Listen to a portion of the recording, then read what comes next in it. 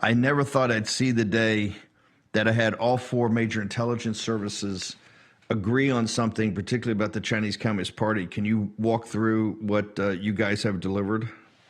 You bet. I think it's such an important moment. And it's a reminder that those legacy media reporters that every day live in their ivory tower telling us that they're the guardians of truth have actually been a naval blockade against the truth. You look at the coverage after the president's historic speech 2 weeks ago, and you saw things like there's no non-citizens really voting in elections. And the New Jersey governor comes out a couple days later, 6,600 registered, 400 did, and we've known about it for a while.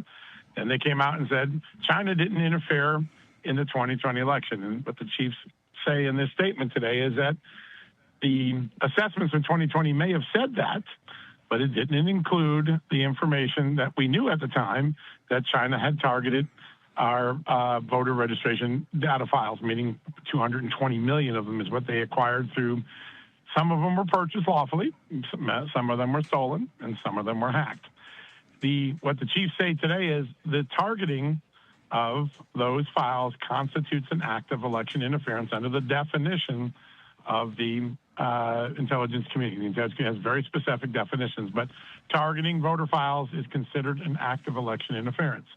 So the reporters relied on the 2020 analyses, even though the president provided evidence in this speech 2 weeks ago that analysis was hijacked by people who didn't want the truth to come out.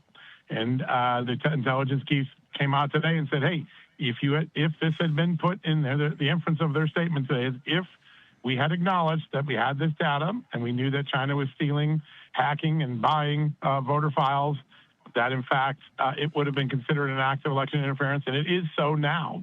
That is an amazing knockdown of the media. And then there's one other piece of it that I think is important, because the media went on right up to speech and no big deal. All China got were the commercially available files that anyone could buy.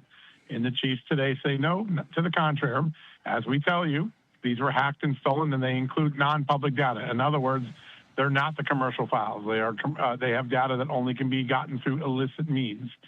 Those three knockdowns are a direct response to a media that has been dishonest about the president's speech and the documents, and they're very helpful to the American public. They help the American public understand what the intelligence community currently thinks about the body of evidence. The final statement, also for those who suggested that President Trump was relitigating the 2020 election or hijacking the truth, the four spy chiefs made it very clear in their final bullet point of their fact sheet that the language that the president used about all the documents they personally approved as accurate.